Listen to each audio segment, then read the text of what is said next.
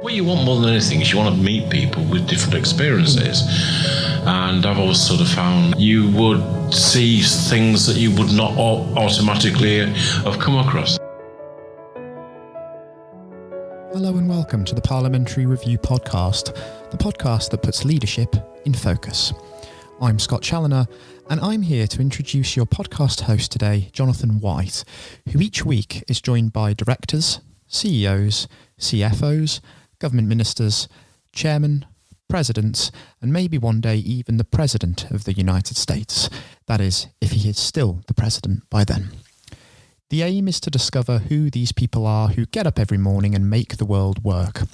Everything is up for discussion, including the future of British trade deals, to government reforms, to the Court of Appeals, and of course, the innovation and success in the country that makes it all worthwhile in the end. We also discuss their take on the current economic and political state of the country. Later on, you'll have the chance to hear Jonathan White's exclusive interview with Lord Pickles, the former Secretary of State for Communities and Local Government, former Chairman of the Conservative Party, and of course current co-chairman of the Parliamentary Review. But for now, Jonathan joins George Nixon of William George Homes. Founded in 1998 and based in Battersea, this property developer's focus is very much on London and the South East. The resilience shown by Nixon and the business during the 2008 financial crisis has provided them with the bold approach it takes today in addressing large national issues, including the housing crisis. The negative publicity facing the property sector has enabled the company to redefine what it means to be a property developer in the context of the current climate. So without further ado, I hand you over to Jonathan and George Nixon. George, welcome. Good morning, Jonathan. Well, thank you very much for joining us today. I know there's quite a lot actually we could talk about, and I thought it might be a very pleasant place to start. I know it's been a while since, obviously, William George Homes has been in the review. I think the listeners would love to know how you are, and most importantly, how business is going. Yeah, well, I think we're all sort of breathing a sigh of relief now that we've got some clarity in terms of the Brexit and the 3.5 years of doing that. So sorry to bring that subject up first, but I'm glad you said it before. I was using the analogy. I was chatting to somebody yesterday, and I'd met him in August, and it felt as though I'd met him in November, but the months just seemed to go so slowly at the back end of last year. Yes. And I think sort of the expression I used with him was that the sort of mist had cleared, and now we can sort of see where we're going with business.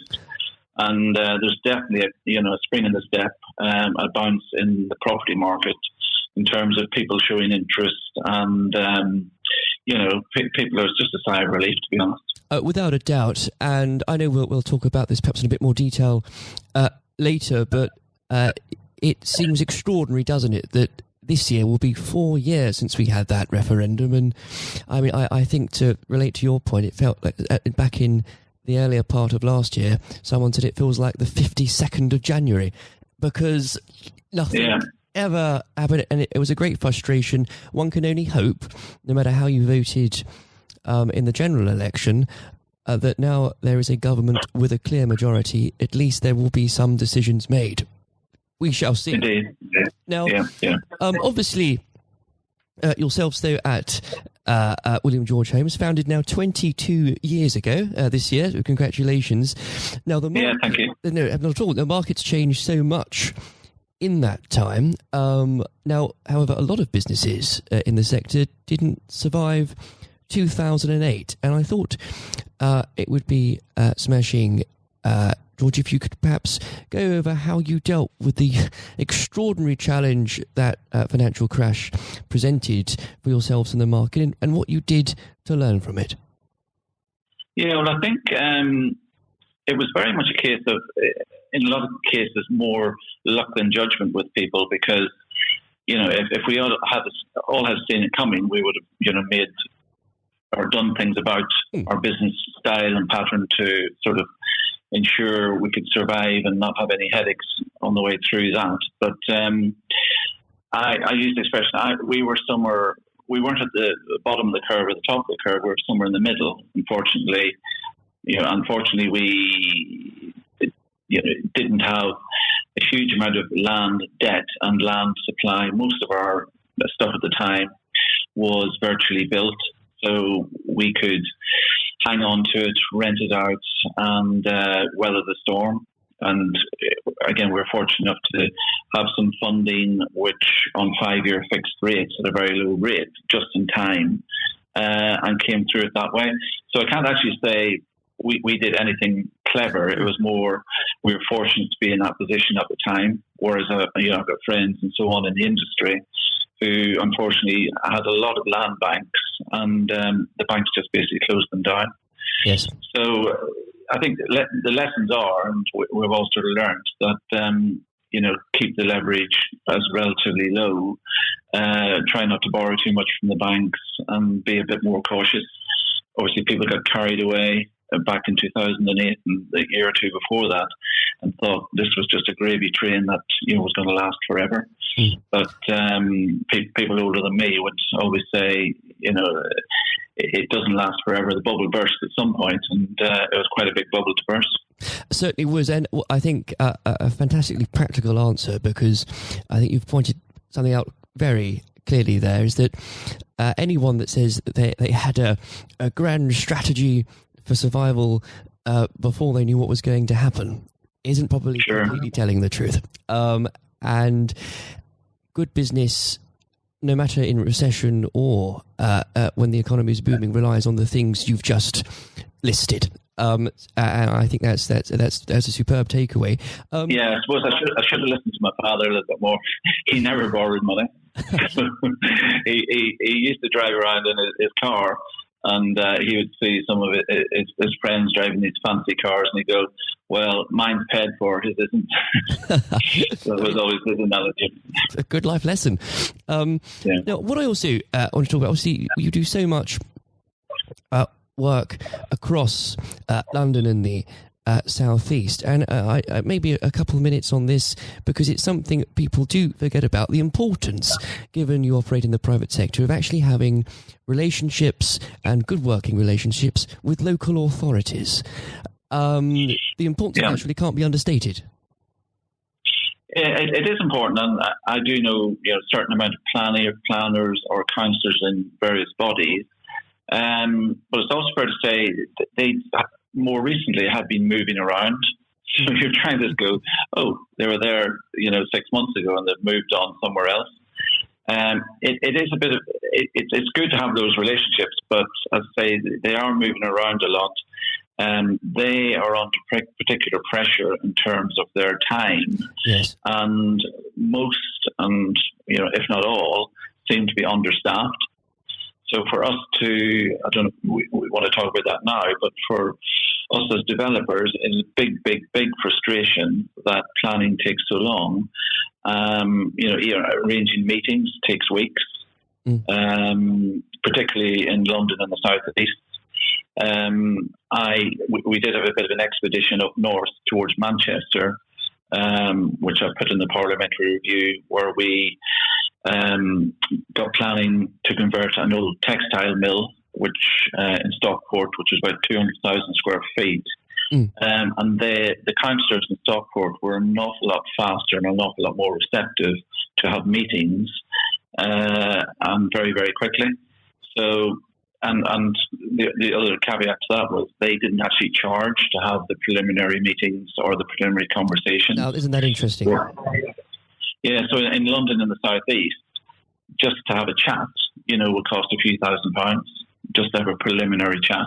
Whereas, say, in Stockport and Manchester, they're open arms to come and talk about plans, having investment brought into the local area. Because obviously we're bringing money up from London to Stockport. And, they're keen, obviously, like everywhere, keen to get more housing, but they weren't actually charging, and they were an awful lot quicker to actually arrange the meetings. Well, and since you actually, in fact, brought that project up, because it was fantastic, a fantastic project in Manchester. I think it was 200 flats, was it? Yeah, 213, and then commercial of about 30,000 square foot. Well, over the last 2 decades, has there been a standout project that you're most fond of, perhaps? Yeah, well, that one's very pleasing for the fact that it was a brownfield site, obviously, because it's an established building, and it's a beautiful landmark building as you come into Stockport. So if it hadn't sort of been taken and the idea of converting it into residential, it may have become dilapidated and just be gone forever. But this building was built in 1870, and it's a landmark building, beautifully preserved as it is, and just really needed some TLC and looking after and making it a viable commercial project. Whereas before it was failing by way of some leases to, I think it was 40 odd small commercial businesses. But it wasn't going to survive, so it saved the building and given 213 homes or family households to the area. Fantastic. And the only downside about talking over the airwaves is that we can't show a picture of what is a magnificent building. And now, of course... Yeah, no, it's on our website, williamgeorgehomes.com. Yeah. So I'd highly recommend looking at that. But stepping back, perhaps, if we can for a second, George, from the business and look more broadly at the sector, in your opinion, what would you identify perhaps as the major challenges it will be facing in the next 18 months or so? Well, I'd probably look longer term, so medium term. The next 18 months is very much developers like myself agreeing probably more sites, trying to find more sites and finishing off current ones. But I sort of think the bigger picture and the longer term sort of conversation is a couple of main things, besides talking about planners and the speeds and them needing more resources, in my opinion, to allow developers in to speak to them and get the plans through quicker. There's a couple of areas which there are stumbling blocks with for developers of my size in terms of affordable housing and the actual build cost. So, Sadiq Khan and, a lot of the ministers are keen, and housing ministers are keen to have more affordable housing. But we have a problem that developers such as I can't find the land at a competitive enough price to then give a tranche of the units as affordable housing. So we're being asked for anything between 35% and 50% of our units to be given over as affordable housing, which the government want lots more affordable housing, but it really isn't viable for developers like us to try and find sites at a competitive enough price to give that amount of affordable homes across. So in particular deals that we look at now, we'll enter into an agreement with 2 or 3 landowners and package it together, but we don't actually know until almost the planning is complete how much we can afford to give as affordable housing, and if the deal actually stacks up. And then quite often we have to walk away and go, well, we can't give you 35% affordable homes because we'll lose money. Exactly. It's an extraordinary system, really. I mean, reform can't come fast enough. And perhaps I'll put you on the spot, actually, George. I hope this isn't too unfair, but perhaps this afternoon you've made Secretary of State. What is it you do, if you had a magic wand, what is it you do, legislation or otherwise, that... Well, the second point I was going to make, aside from affordable housing, is reining it back again to the build itself, the build cost. If you don't have to be a mathematician to work it out. If it costs to build a typical house almost anywhere in the country, say 1,000 square foot, small family home, £150,000, how on earth are people going to make any money by building at £150,000 and selling it on to somebody, and then the actual person buying it being able to afford it? Because, in the north, homes will be selling, say, a family home you can get for, say, £100,000, £120,000 in some areas. But to build it, it will cost in the realms of £150,000. So the build cost in itself I think is one of the major, if not the most major, stumbling block in terms of us wanting to build more homes quicker. So if you put me on the spot, I'd say that it needs to be looked at that building costs stroke labour needs some sort of subsidy to increase the levels that developers are able to build.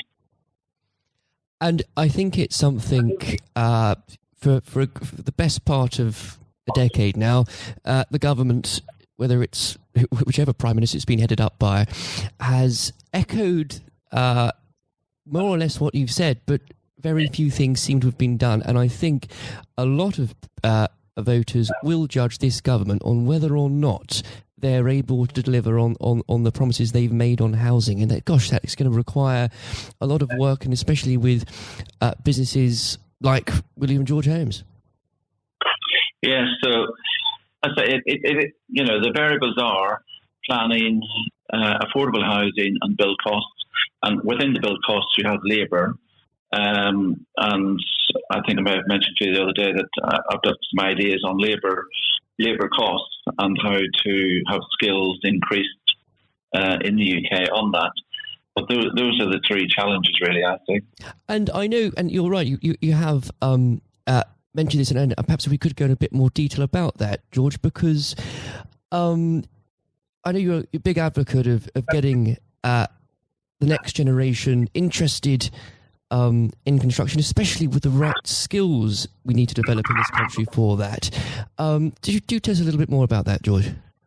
Yeah, so I suppose the building industry isn't seen as glamorous, and I think it's quite male dominated. I don't know if you watch The Apprentice, but there was one of the finalists, I think, and that's one of the ladies who was trying to get a more diverse number of people or individuals involved in the construction industry. So she was trying to get more minority groups and ladies involved in the construction industry because it was severely lacking. And I think there's companies out there who want more diversity within the businesses and employ more ladies and so on. But I think the younger generation is really where we need to focus in terms of getting people interested in the construction industry. With Brexit, the likelihood is we'll have less people coming to the country from Poland and wherever. The analogy of Polish plumbers coming here, a lot of them going back to Poland. So we need some homegrown talent and homegrown skills here. So, it's something we're hoping to launch in September under the label Get Building. So we've got the domain getbuilding.com and the company Get Building Limited is to have a non-profit organisation or scheme whereby we will contact local schools in an area and also contact the local developers, such as myself, and put the two together and ask the developers to, spare a morning once a month, once every couple of months, to show some of the kids, or teenagers from local schools around the building sites. It would all be done with health and safety in mind, but to introduce the two parties together, and by doing so, the students see a building site, working, what goes on, maybe show an interest in that. The site managers or the developers get the opportunity of showcasing their development sites to the local community, to the local kids, who will ultimately go back and tell, their parents, what happened that day. And it's sort of a bit of a win-win scenario that, the teenagers get to see working sites, maybe show an interest in that, and the developers get to showcase their developments and put something back into the local community. It really is. And I have to say, George, I think, of course, at the heart of this, and we'll call it a problem, because if, as you've identified, because of a lack of perhaps technical skills in this country and of the younger generation, because we have relied on skilled foreign labour, there is it's been going for decades, there has been almost a lack of respect if you decide to take a technical education in this country. And I think it's the Germans do it very well, and perhaps this scheme should be part of something broader from government, hopefully, that will say, sure, it's a great thing to go to university, do it if you should, but there's also age 16 or whatever, go and find a skill and you'll be fixed for life. Yeah, people sort of, some people suppose look down at the professions in terms of working on site, but a well-run site, it can be enjoyable for people to work on, and they have a skill and something they create. Obviously, they're creating a building and something to be proud of once it's completed. So I think it's just, in my opinion, it's just generating that interest at a young age. You're right. And I hope, George, when you said that will be launching in September, and I hope we can perhaps talk again for its launch, because you're right. If at the moment, if kids don't have any exposure whatsoever to a construction site, how on earth are they going to want a career in it? No, exactly. And I think, I'm happy just to launch it, and initially I'll be talking to developers I know, which should open the doors relatively easily to getting people in. Everything, will tick all the boxes in health and safety and so on before people turn up. But all the sites these days are so well run in terms of health and safety and regulations that there shouldn't obviously be an issue there. And start in the southeast and then broaden it throughout the country. And then maybe come knocking on the housing minister's door at some point and say, right, this scheme's up and running. Give us some support for it as well. Absolutely. But it's non-profit. I just like to think it's, for us as William George Homes, putting something back into the community as well. And, no doubt there'll be spin-offs at some point, which, can be good for us all. But it's very much a win-win, I see, for the developers as well as the local communities by them supporting it. Without a doubt. And we could talk about this for another half hour, George, but I'm conscious of the time. What I would ask you, actually, what advice would you give to young people that are actually considering a career in the sector? Yeah, well, I think, people, I suppose, are showing my age now, maybe looking at careers on TV, Facebook and all the rest of it. Probably there's a lot to answer for in terms of children being directed down the media or that sort of direction. But I think for children just to open their eyes a bit broader, the construction industry, without doubt, is going to be huge over the next 10, 20 years in the UK, because the demand is there for properties and the labour isn't there at the moment. So there's a huge opportunity for teenagers, undergraduates and so on to get into that field and do very, very well, because they will, their career paths will go very, very quickly, because there just aren't enough people at the moment. So there's a great opportunity for people to find a niche or find an area that they like within the construction industry, because there's lots and lots of different styles of jobs within it, whether it be design, architecture, working on the site management, engineering. So there's a broad spectrum. There's bound to be something that most people or most teenagers would like. Well, so it's sound advice, and as we come to a close, I would ask, actually, George, what are William George's Homes plans for the year coming, apart from, of course, the very exciting Get Building scheme? Yeah, well, the Get Building is something in the background, but no, we're very, very excited. We've got a couple of large projects that are just kicking in over the next couple of weeks. And I was in Oman for a few days at the beginning of the year, just getting some sunshine before coming back here. And there's one particular scheme which we're now involved in Croydon, which is very, very exciting. So we don't have an awful lot to do this year in terms of increasing what we have. It's just sort of consolidating what we have, which is a nice, comfortable position to be in.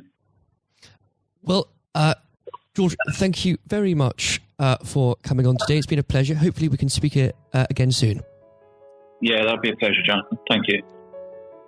I hope you all enjoyed Jonathan White's interview with George, and especially learning more about the challenges facing the property sector and how the whole team at William George Homes continues to raise standards. If you've not heard it before, coming up now is Jonathan's conversation with the Parliamentary Review's co-chairman, Eric Pickles. Lord Pickles served as Secretary of State for Communities and Local Government in David Cameron's cabinet before receiving a peerage back in 2018. Lord Pickles remains active as the United Kingdom's anti-corruption champion and the Special Envoy for Post-Holocaust Affairs. I hope you enjoy listening just as much as Jonathan enjoyed speaking to Eric. Here it is now. Lord Pickles, thank you very much for joining us today. Pleasure. Now, I'm sure you won't mind me reminding the listeners that you've been involved in politics, both local and national, for quite a number of decades. Indeed, before the days we were in the common market. Given your experience over those years, what thoughts have you had over the last few weeks and months about the current political situation the country finds itself in? Situation is quite dire because we have a parliament that is by and large useless.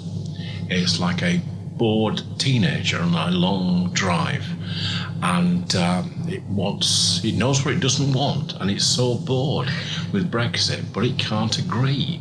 So no matter what you put up, it's against it. Are you in favour of a referendum? No, I don't want that. Are you in favour of remaining within the single market? No, I don't want that. Are you in favour of... No, I don't want to do that, no. And are you in favour of leaving without a deal?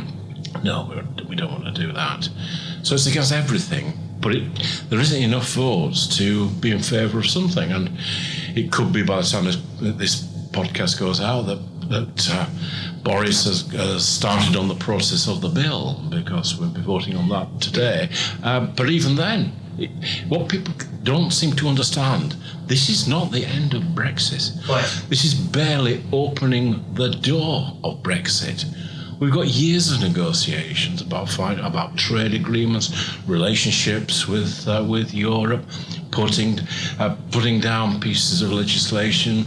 We get our agriculture, our fisheries, our financial services into place. Brexit is going to go on and on and on and on. I'm sure we are. Now, the question is, I should actually remind listeners that we are talking on the day that the second reading of the European Withdrawal Act will take place. So as we speak, we don't quite know. As perhaps like the government front bench don't know what's going to happen. You compare Parliament to a petulant teenager. What do you do to a petulant teenager to sort it out? Is there a chance that it will see sense and push this through this bill without wrecking amendments? Is there a chance it will vote for its own for a general election? How do you see this playing out at the moment? The sensible thing will be to put this deal through, because I've always been of the view a deal is better than no deal, because this is just the beginning. In order to start the process of Brexit, start the process of the United Kingdom taking over powers that it's not really exercised for 40 odd years, the smart thing is to get this thing through now. But in a way, it's not about Brexit itself. If there was a free vote, this deal would have gone through. Mrs May's deal would have gone through. But it's about politics. It's about a Labour Party that thinks it has a chance, trying to make the Prime Minister, whether it was Theresa May or Boris Johnson, look as though that they are in office but not in power, of delaying as long as possible. There's a lot of talk about an election in the autumn, maybe back end of November, beginning of December. Something for us to look forward to before Christmas. It's beginning to look less likely. It's beginning to look as though they might want to drag it into spring to get as far away as possible from the rather decisive moment that Boris came back with a deal. We have to remind ourselves that nobody thought he could deliver a deal, and it has quite shocked them. And if you remember, all this process went through in order to ensure that we're left without a deal. When we have a deal, suddenly, well, no, it's not that kind of deal. We don't want that kind of deal. We want something different. I think the vast majority of people in this country, whether Remain or Leave, now would be very satisfied for this to come to a amiable conclusion. And as you correctly just said, because when it does come to those in the opposition who claim to want this to end, and then introduce wrecking amendments, they introduce new objections to it, the general public are getting quite frustrated. But you've got to understand that quite a lot of people don't get beyond a small area within Westminster, sometimes a cliche referred to as the Westminster bubble, and go back to their own patch. Now, by and large, everybody hates their MP, except when they're at home, doing the fairs, wandering around, helping people. So they, in a way, they're cosseted to that great, which I feel is coming as a tsunami of change. You were, of course, MP for Brentwood for 25 years. Absolutely. What would you? I mean, of course, you resident there as well, despite being a proud Yorkshireman, obviously representing a good Essex seat. What would you say to your old constituents right now? Hang in there; it'll be all right. Well, it's different when you're a member of Parliament because you've got to kind of toe the government line a little bit. So one thing I found now is I've got my weekend back and I say what I want, and I think I always say to our constituents is that it is pretty hopeless down there.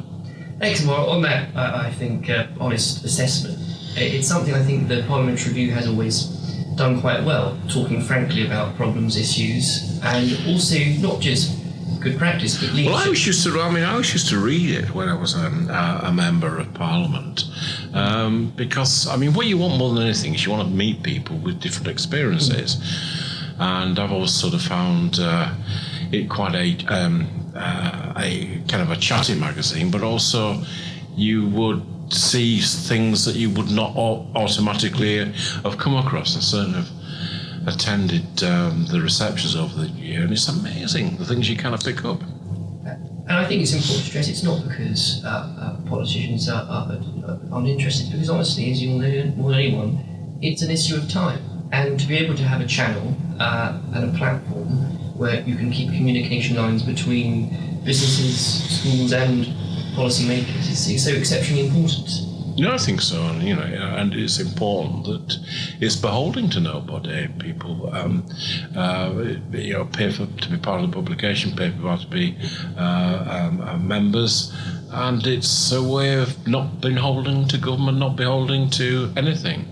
Now, echoing the words, of course, your fellow Chairman Lord Blunkett has said, what some might not know is that you started your political journey perhaps even further left than David Blunkett. Absolutely, I was a communist. Now, what was it? At the age of 14, I was bought the Trotsky's History of the Russian Revolution, and I read it from cover to cover.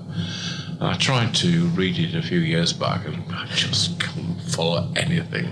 Oh, so I was going to say perhaps you might know the minds of the show front bench better than they do themselves. From my position when I first joined, I would regard them as recalcitrant running dogs of the capitalist system.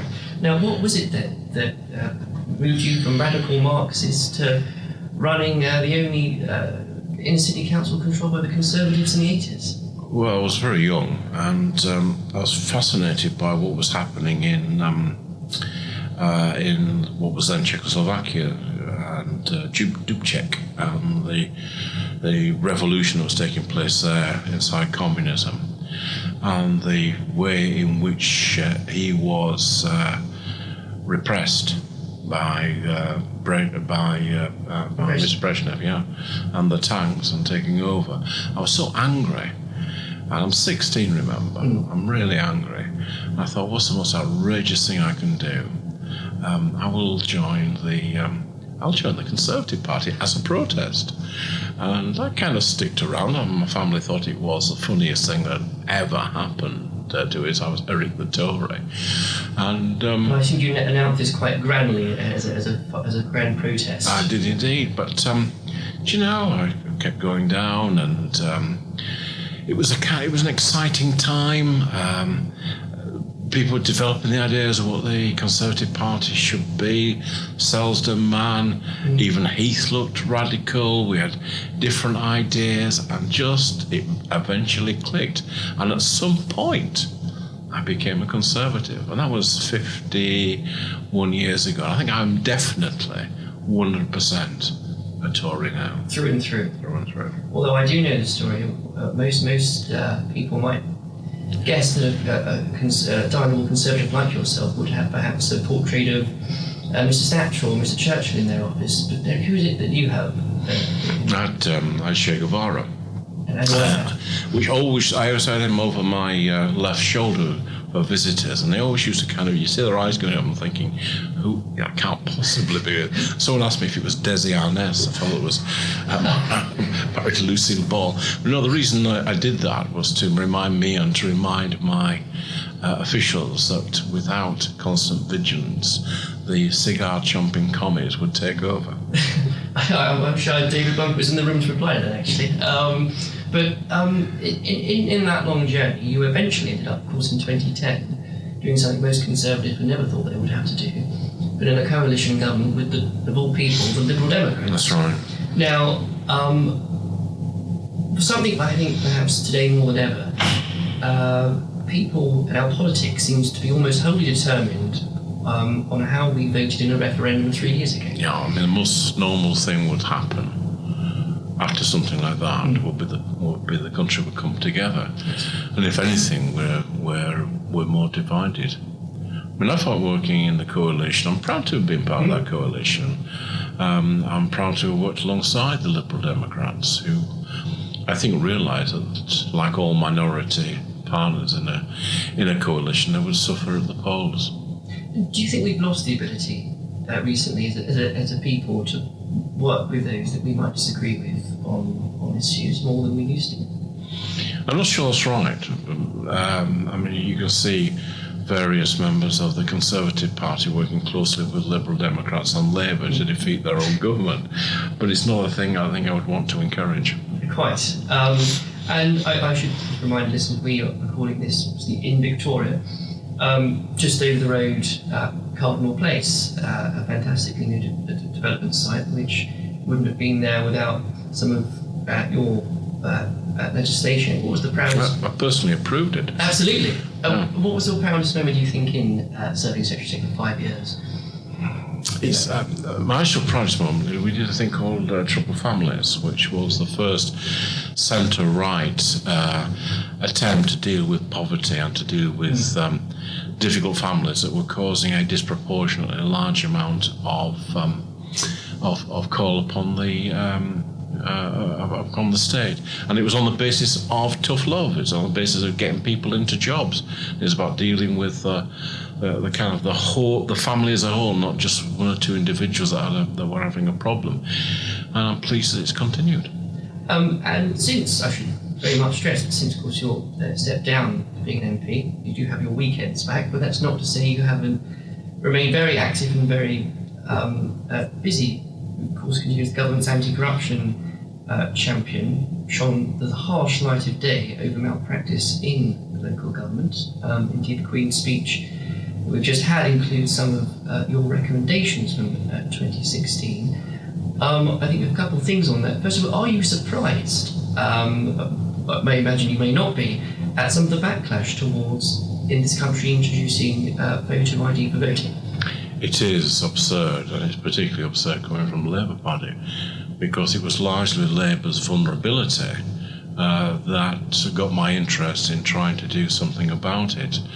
And it's a bit like saying, you're requiring people to show some ID, that this is suppressing voting. It's a bit like saying the post office is suppressing parcels because they demand to see some ID. I think they've got a bee into their bonnet. This is something like they got in the state to repress it. It's not. It's about giving confidence to the system. Now, the Electoral Commission and foreign observers have warned us for such a long time that our electoral system is vulnerable. And it's to misquote John Major, we are really sort of old males cycling to Evensong and Warburn. Yeah, I mean, it's such a basic thing. It's an important thing. And it was kind of interesting in some of the trials. They did a focus group with a bunch of young Asian girls. And they said they thought the process of a photo ID would actually give them a greater confidence in the fairness of the system. I make all kinds of recommendations to stop postal vote harvesting, to stop various fraud taking place, to stop intimidation at counts, to stop intimidation outside polling stations. And I think you referenced it earlier, the Westminster bubble. A lot of the places where this occurs and the places where this does go on are places where perhaps many members, many people in the press don't usually go to. No, they don't. We saw a YouGov poll that said the overwhelming majority, well in the 60%, thought this idea was sensible. Yeah, and I imagine you're quite proud that recommendation is in the speech. Yes, I mean, I'm a bit frustrated they didn't do it sooner, but nevertheless, I'm very happy that they are doing it. It's as if the government's time has been taken up by something else and we've not focused on anything domestic. Absolutely. But with a man, though, with his roots in local government, do you think, and how much you've worked with that report, especially looking at them carefully, how would you rate our current state of local municipal politics? Local government's very good. I mean, local government, don't get me wrong, it's by and large corruption-free, and it does a remarkably good job. And it was, in truth, my worries about local government and that these measures were brought in. I don't believe the fraud is big enough to be able to take a parliamentary seat, but it is big enough to take a council. And if you are negligent, uncaring about the probity of the poll, you're likely to be equally negligent about the awarding of contracts to your friends. So it's all past that. But local government is a very enduring part of our constitution. I got a bit stick because we had to take some money from them, but by and large, they survive very well. Excellent. Now, beyond obviously that work, you're also, of course, the British envoy for post-Holocaust issues. Yeah, sure. Very dear to your heart. I know you've done some fantastic work recently, including with obviously former Shadow Chancellor from the Review, Ed Balls. Would you mind, if you could just let the listeners know what projects you are working on with that and really the importance that has to so many communities around the country? Well, I used to be very unpleasant about Ed Ball, and he used to be very unpleasant about me. But I found working with him remarkably easy, and we've not had a single row in 2 years, and by now we're beginning to be able to finish each other's sentences. We're building a memorial to the Holocaust next to Parliament with a learning centre below it, and the reason why the Prime Minister chose that site is that it was David Cameron, and he wanted to ensure that when people left the memorial, they would look and see Parliament and recognise that it was the last bastion against tyranny. But more important, to remind people who work in Parliament that the legislature has a choice. It can either protect its citizens or it can oppress its citizens. And we do know that it was a compliant legislature that brought in the Nuremberg laws. And at a time when there are parts of Europe that are seeking to rewrite their history and seeking to see themselves as only the victims of the Nazis, I'm determined that we should tell the truth in an unblinking way. We are, I suppose, at a critical crossroads when the last survivor is likely to be no longer with us within the next decade and a half. And at that point, we do know that history starts to be reassessed. I think it was Simon Sharma that talked about this. And he was referring to the French Revolution. And of course, most of the books written in the 1850s are the ones that have shaped our view of the French Revolution. But the difference is this, that slightly over 100 years ago, my grandfather Edgar grabbed hold of his Lee Enfield and walked out of a trench in the Somme and walked towards the Germans. And within a few minutes, most of the people he'd been brought up with, most of his friends were dead. Nobody doubts that he did that. But there's a whole industry out there that doubts that the Holocaust took place. So that's why it's important that we help frame that narrative. And you referenced as well, it's so important, especially at this time of history, so many years afterwards, that young people in schools get the correct education about it. How do we compare as a country in doing that compared to some of our European friends? We I think, compare remarkably well, and particularly because we've got a mixture of things. We ensure through the lessons of Auschwitz that 2 pupils from every secondary school go to Auschwitz each year, that they have a preliminary meeting, a visit and a wrap-up. We ensure that Holocaust Day is remembered in January. Now, I can remember starting that, or I'm not starting it, but being part of a foot soldier of people that put it together. And, it was like one man and a dog, but now it's quite a massive, it's a massive event. So I think we are quite good at remembering that. I think where we perhaps do need to have a wider understanding is beyond the death camps.